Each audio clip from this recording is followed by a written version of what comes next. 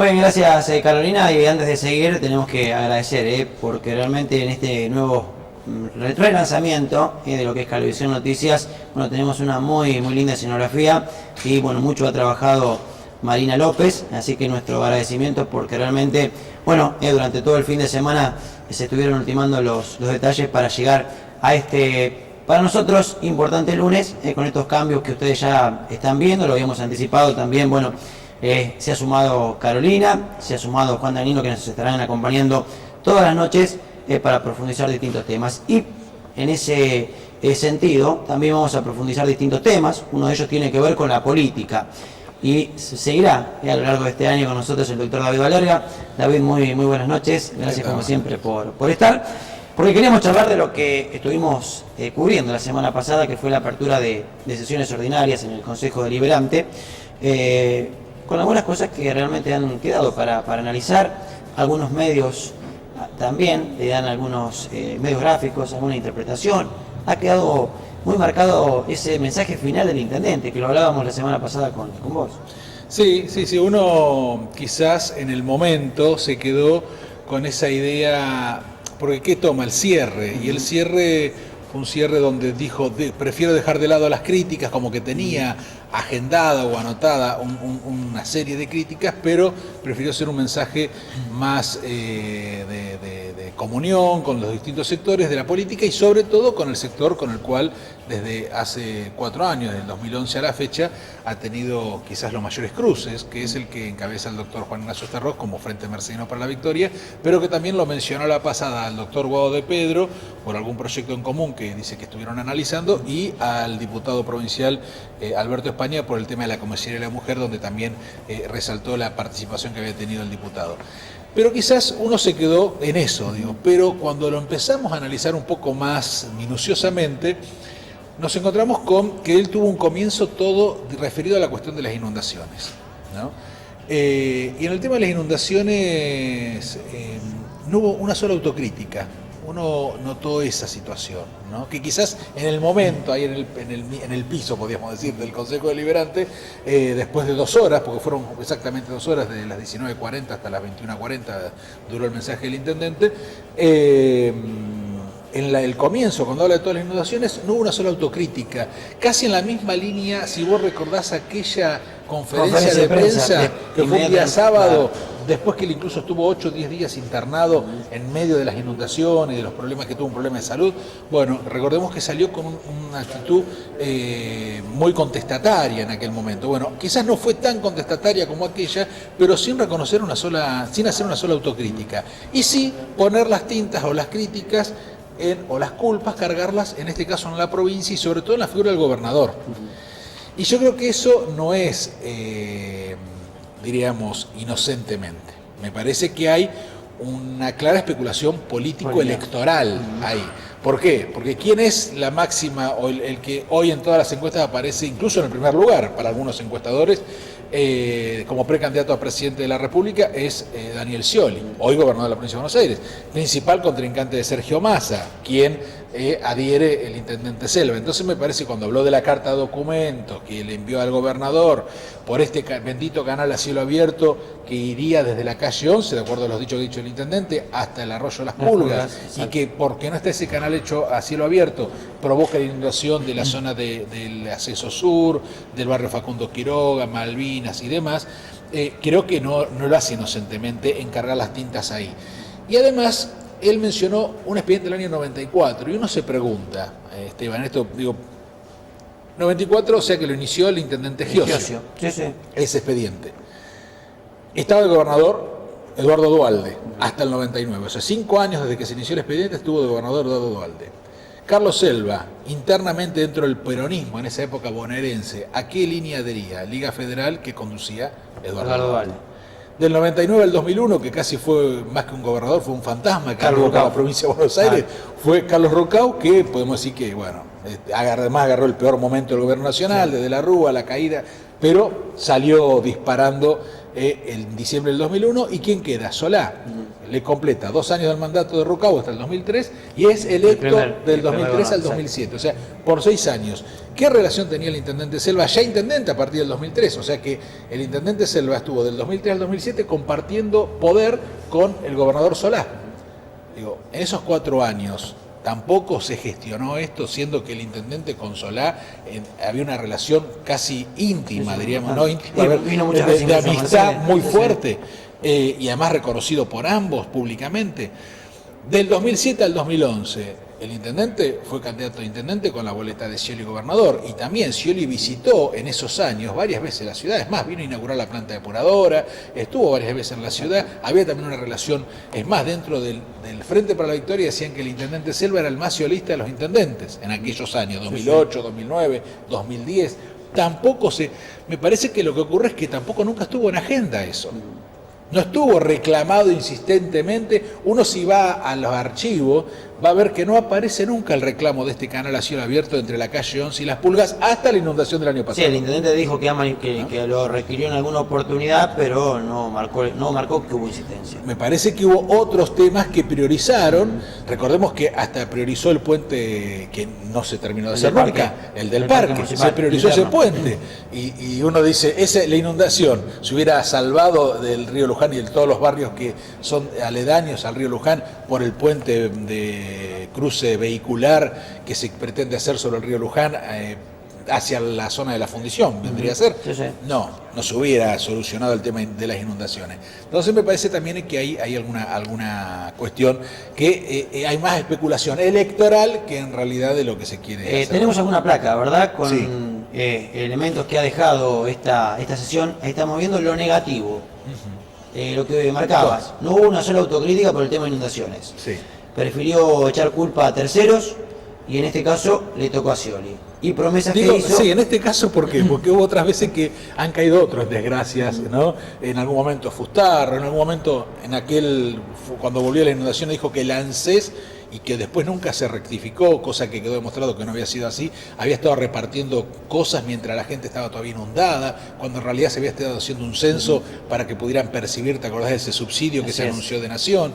Bueno. Tenemos el tercer punto, dice, promesas que hizo y no se cumplieron, como lo del plan estratégico Mercedes 2020, que lo volvió a nombrar.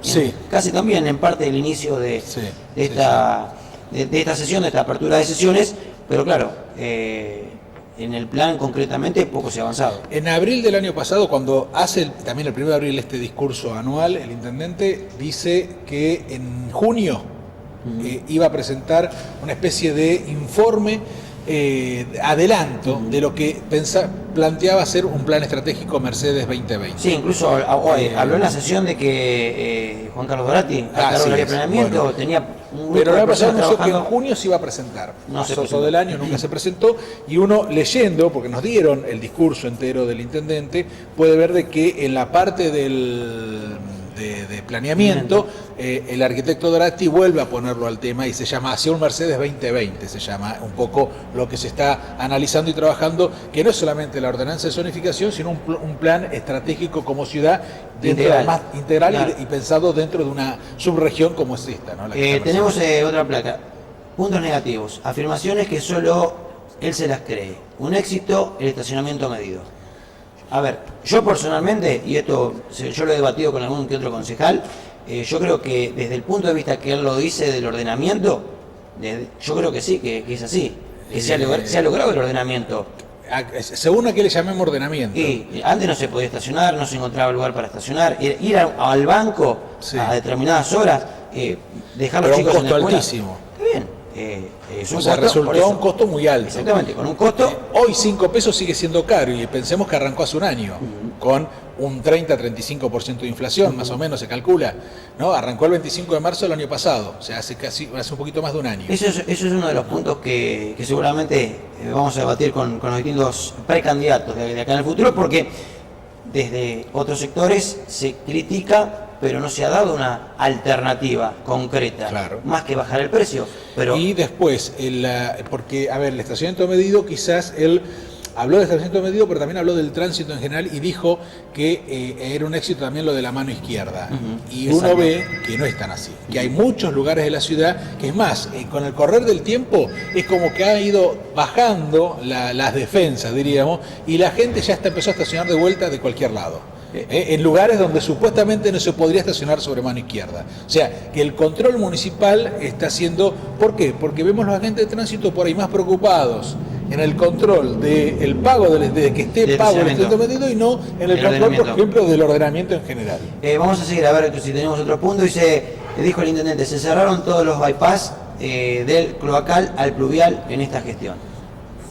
La verdad que eso habría que probarlo, porque hoy uno cuando circula por algunos lugares de la ciudad, como la calle 39 y 16, 39 y 26, todavía el olor a cloaca, y no solamente ahí, sino que por el lado de la 15 y 40, donde hay bocas de tormenta, se ve claramente que hay olor a cloaca, con lo cual quiere decir que de los pluviales está todavía volcando líquidos cloacales. Creo que tenemos comunicación telefónica con el intendente de Mercedes, Carlos Selva, a ver si nos escucha. Intendente, muy buenas noches.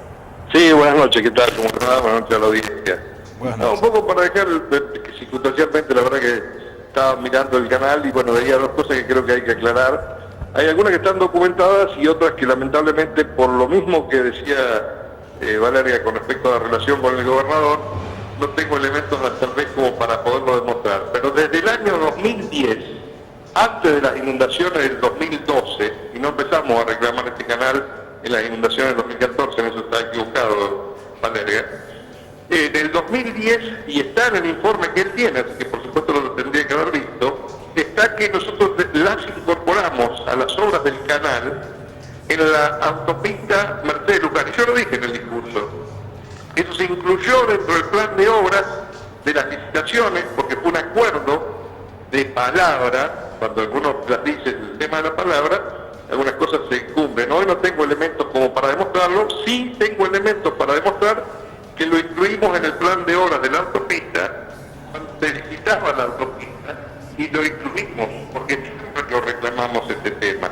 Por supuesto, yo antes no sabía que existía esa obra planteada desde tanto tiempo atrás, y por eso no fue reclamada antes. Cuando nosotros empezamos a ver la situación del tema del río y las situaciones que estábamos, como estábamos conversando bien con la provincia, porque uno tiene que entender por qué a veces uno se para en contra de algunas cosas, y tienen que ver con la falta de respuesta en algunos temas.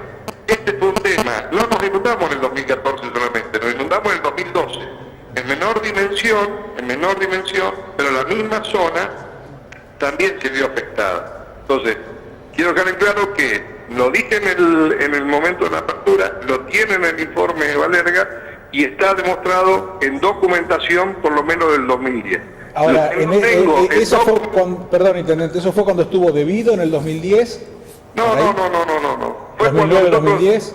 No fue con debido estuvo en el 2009. La licitación en el 2010 fue cuando se licitó por segunda vez esta Mercedes Luján y yo formaba parte de uno de los representantes de todos los intendentes en esa ámbito. Sí. En este tema, cada uno de los hasta Carlos Casares, supuestamente. Exactamente. En el mismo tema que cada uno de los intendentes iba acercando algunas de las posturas, nosotros en la licitación de la autopista que se iba a hacer, nosotros una de las obras que incorporamos fue este canal. O sea, pero que entonces fue es la que nación, no la provincia, la responsable. ¿Cómo? Pero entonces desde el 2010 a la fecha ya no sería la provincia y el gobernador Scioli, sino la nación la responsable de hacer ese las canal. obras hidráulicas son de la provincia, sean en el circuito que sea. Ese cálculo está hecho volumétrico, técnico, estimación de volúmenes de tierra, estimación de las diámetros de las cañerías, las 7 alcantarillones que tiene por hidráulica de la provincia de Buenos Aires. Lo que se acordó es que se incorporara, por la falta de financiamiento de la provincia, se incorporaran las obras de la autopista. No obstante, nunca la responsabilidad dejó de ser de hidráulica de la provincia de Buenos Aires. Más allá de quien financiara la obra en el territorio de fuera, las obras hidráulicas son de la provincia de Buenos Aires, porque así lo establece la Constitución. De hecho, cuando las situaciones a nivel nacional se conflictuaron, si vos hoy hablás con la gente de Locovi, te dice que esa obra le corresponde, como no está la licitación del tema, le corresponde a la provincia. Esto, por eso digo, hay cosas que fueron actuaciones de buena fe, que fue que seguir manteniendo ese reclamo en la autopista, porque así se había hecho en el 2010 consensuado. De esto no hay papeles, sí hay papeles del reclamo y la incorporación a la licitación de la autopista. Esto lo quiero dejar en claro porque está así. Y muchas de las obras que hoy hemos tenido que hacer, lamentablemente por el tiempo, a lo mejor no quedaron en claro, muchas de las obras que tuvimos que hacer en toda la zona del acceso sur, realmente en su gran mayoría, no digo de todas, pero en su gran mayoría son previendo de que todavía no tenemos la obra. Hemos hecho obra por una obra que no se hace, la municipalidad ha tenido que gastar recursos propios internamente de la ciudad. Si es que esa obra estuviera hecha, nosotros no tendríamos que tener los niveles de caudales de escurrimiento que requieren la calle 144, la 152, la 19, bueno, todas las calles que se tuvieron que hacer. Todo es por el agua que entra de la ruta, que si estuviera el canal no entra eso. Lo quiero dejar en claro, nada más que eso. Muy bien. Intendente, Gracias, muchas gracias por estar comunicados y bueno, seguramente continuaremos hablando a lo largo del año. Muy bien, cómo no, un gusto. Muy bien, ahí estaba entonces la palabra del intendente aclarando Está bien, yo digo que igual la provincia entonces ya no tenía la responsabilidad porque los recursos iban a surgir de nación. Uno recuerda, pasa que uno no quiere entrar en un debate, pero cuando se hizo el tramo de la autopista o de la autovía entre Mercedes y Olivera, había un problema con todo lo que es el barrio que se llama La Pampita, por esa avenida, esa calle ancha de tierra que entra hacia el barrio de La Pampita, que está entre Mercedes y Gowland, diríamos, contra las vías. Bueno, la calle ancha esa que ingresa, que no sé qué número tiene, desde la ruta hacia este barrio y que va hacia las vías, diríamos, del ferrocarril San Martín, Sarmiento, era una obra hidráulica importante que había que hacerle, porque se generaba un anegamiento muy fuerte a partir de los terraplenes que se tuvieron que hacer para la autovía de Mercedes Olivera y las colectoras.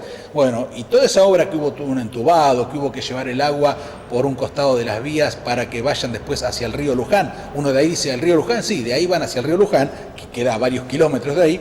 Esa obra la hizo la misma empresa que tenía la concesión, que era Nuevas Rutas, con OMAC y demás. O sea, no la hizo la provincia. En todo caso, Hidráulica lo que hace es el control de la obra, es cierto lo que dice el intendente. Hidráulica es la que tiene que hacer el control, la planimetría, los costos y demás, pero si no es el que la financia, la hace en definitiva la nación, ¿no? Con lo cual, igualmente me parece que había un claro direccionar políticamente, electoralmente, hacia alguien en particular como era el gobernador. ¿Sí? Bien, ahí bueno, seguramente en los próximos días seguiremos analizando. Nos quedamos cortos. Exactamente, pero bueno, nos queda mucho. Porque no hablamos de lo positivo, exacto. Va a quedar como que hablamos de lo negativo. Exacto.